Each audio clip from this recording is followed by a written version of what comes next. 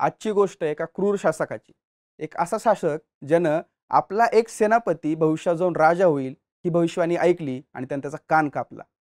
अहमद शाह अब्दालीचा राजकीय गुरु, ज्या अहमद शाह अब्दालीला रोखण्यासाठी पानिपतावर मराठ्यांची अख्खी एक पिढी खर्ची पडली, त्या अहमद शाह अब्दालीचा राजकीय गुरु, इराणचा बादशाह, अतिशय क्रूर पण अतिशय शूर असलेला हा नादिर शाह आणि त्या नादिर शाहच्या व्यक्तिमत्वाची आणि भारतावर त्याने केलेल्या आक्रमणाची ही गोष्ट सांगण्यासाठी मी तुमच्यासमोर उभा आहे.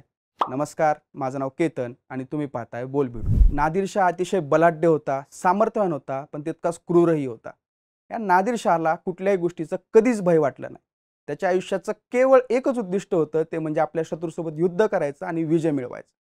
त्या धर्मगुरूसोबत गप्पा मारत असताना एकदा नादिर शाहनं त्या धर्मगुरूला विचारलं होतं की स्वर्ग आणि नरक नक्की काय असतो.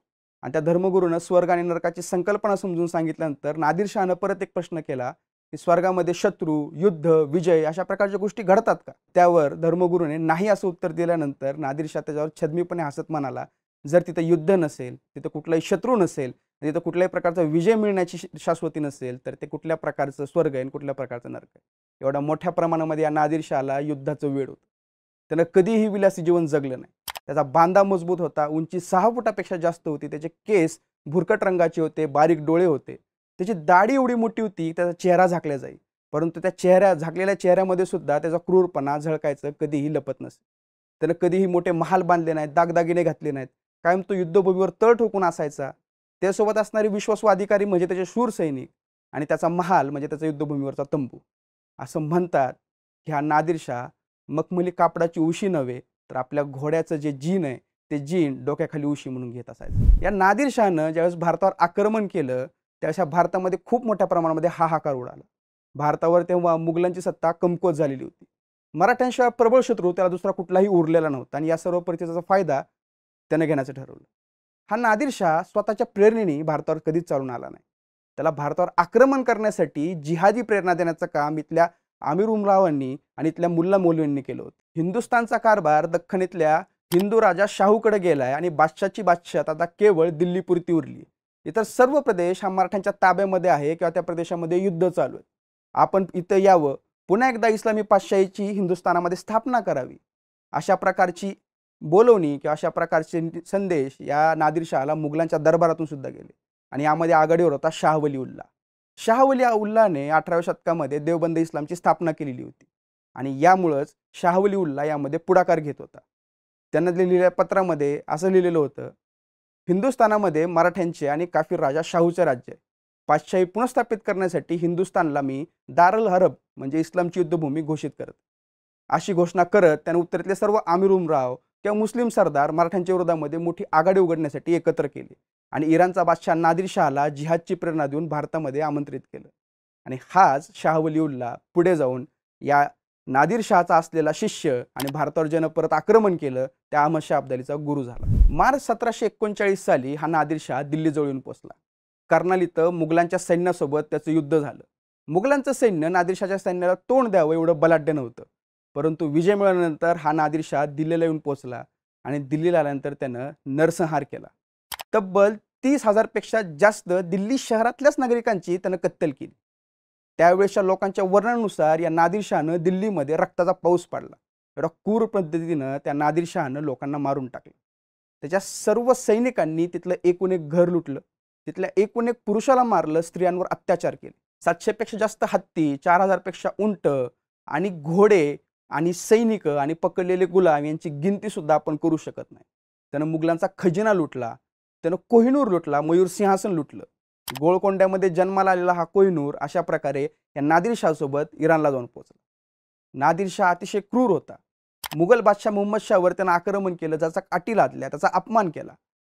त्यावेळेस या मुघलाच्या या मुहम्मद शाहच्या मुलीसोबत त्यानं स्वतःच्या मुलाचं नसरुल्लाचं लग्न करून देण्याचं ठरवलं आणि त्यानं तशा प्रकारची मागणी या मुहम्मद शाहकडे केली.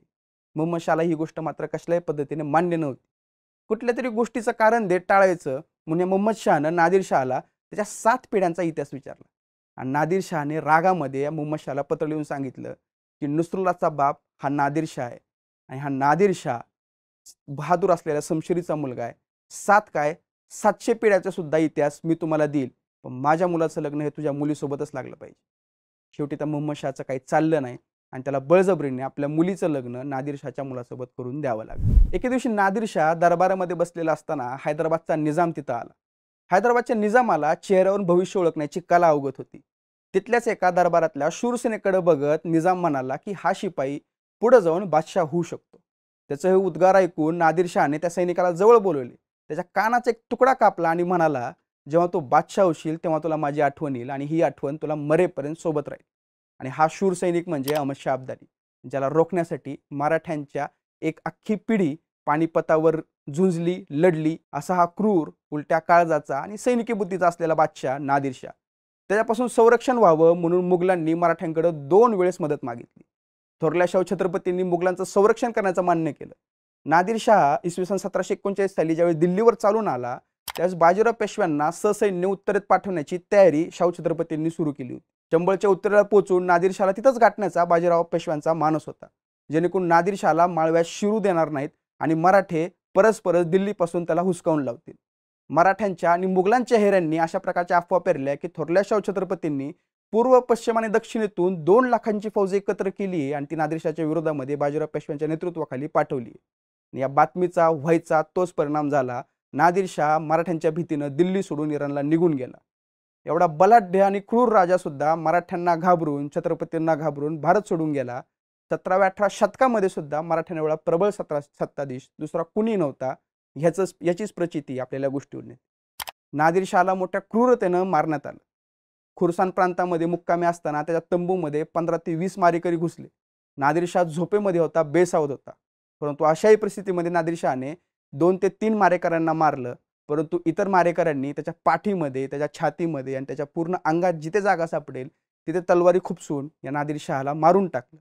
आणि त्याच्यानंतर इराणमध्ये खूप मोठा सत्तापालट झाला आणि गादीवर आला अहमदशाह अब्दाली.